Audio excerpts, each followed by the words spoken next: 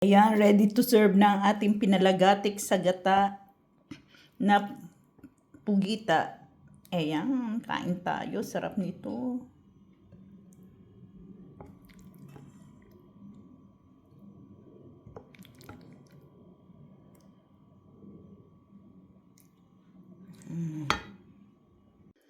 Good morning everyone! Ngayong araw na ito ay Sabado de Gloria at ngayon ay tayo magluluto ng pinalagitik na pugita. Ayan, ito yung ating pugita. Ito ay 1 kilo at 2 guhit. Ayan, pinaghiwa-hiwa ko na. Hindi ko na pinakita sa inyo kung paano ko ito nilaga, pero ito nilaga ko muna. Kaya ito medyo malambot na to. Tapos ayan ang ating ingredients. May bawang, sibuyas, paminta, yan, asin, patis, meron din tayong toyo, at saka oyster sauce.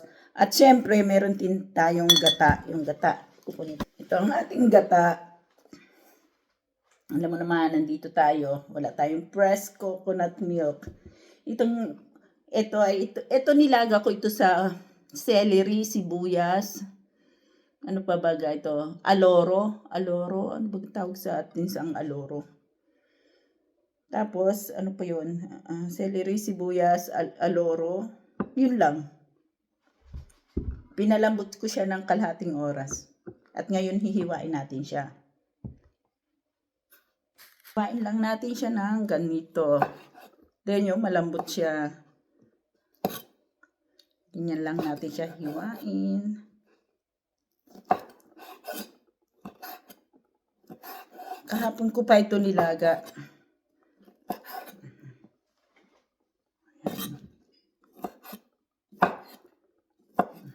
Ganyan.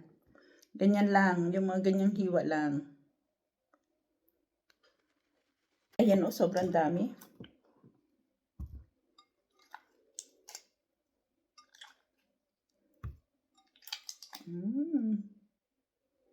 Para na siyang jelly.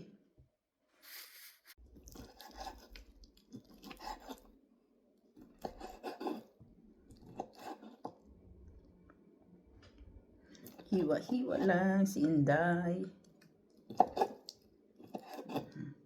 Sobrang laki oh.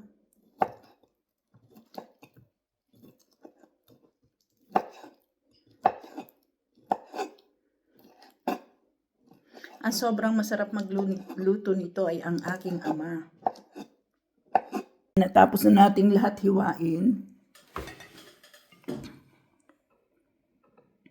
Start na tayo mag-isa. Maglagay tayo ng olive oil.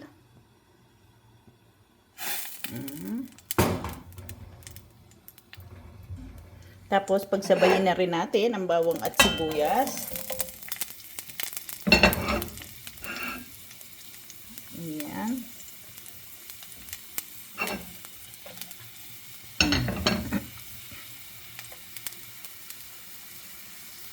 Gisa lang natin siya. Maamoy na sa kapitbahay ang ating ginisang bawang at sibuyas. Ilagay na natin ang ating pugita, octopus. Ayan. Ito na naluto na nito kasi ito ay pre-cook na. Ngayon naman lalagyan na natin ng konting toyo. Ayan.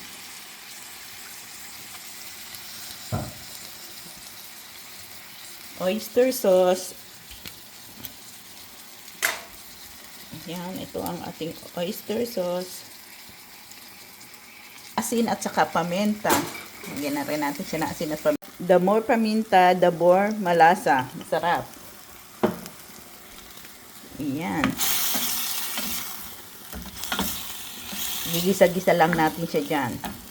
Yan na, mukhang ang sobrang sarap na kahit wala ng gata, adobong pugita. Pero lagyan din natin siya ng konting suka.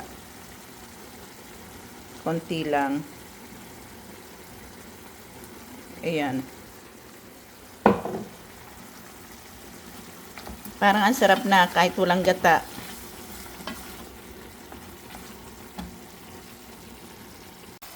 Lalagyan din natin ng sili para may anghang.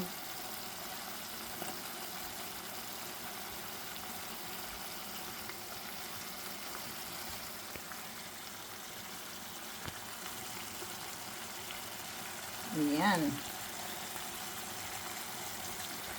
Haluin lang natin. Medyo umiiga na siya. Mantika na siya. Ilagay na natin ang ating gata. Ayan.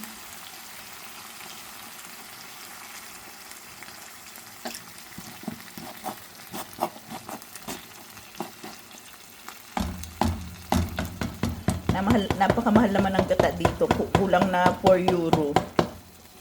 Kulang na 4 euro sa Carrefour.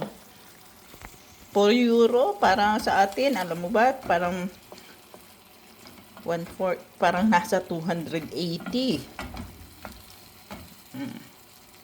Yan. Yan, luto na ang ating pinalagatik sa gata na pugita. Ang tawag doon, pugita na pinalagatik sa gata. Eto, yan. Super yummy na to. Maraming kanin ang uubusin nito. Ayan, ready to serve na ang ating pinalagatik sa gata na pugita. Ayan, kain tayo. Sarap nito.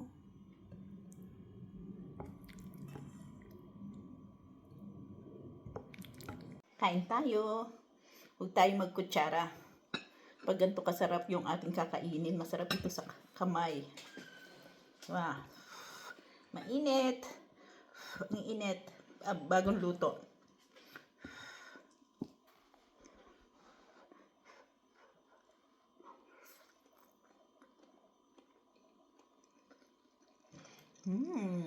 Sarap.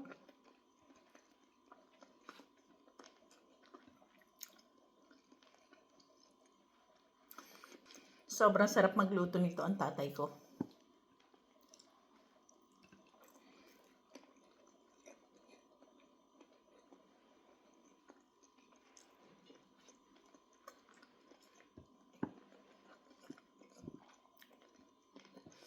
Sobrang lambot ng pugita.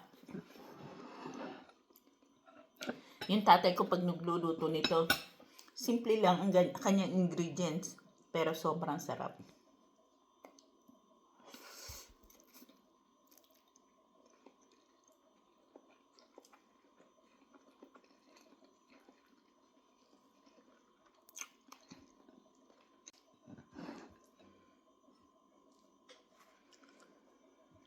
Maanghang. Hinagyan ko ng chili flakes.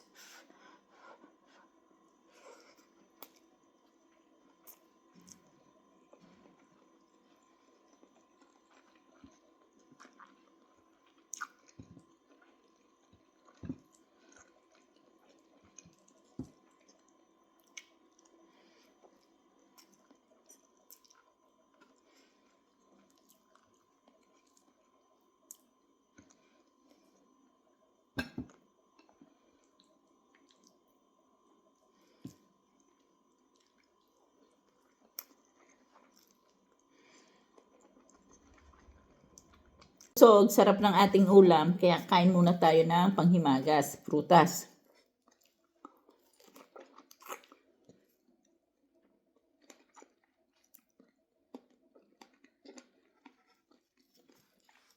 Tamis.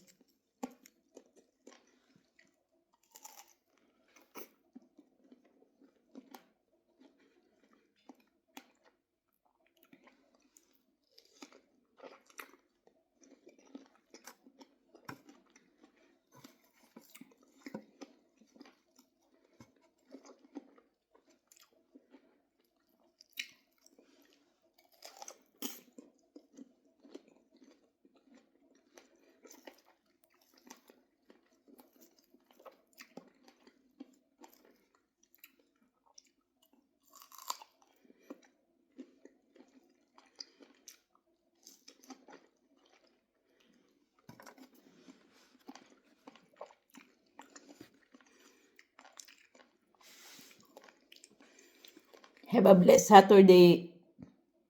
Bye-bye.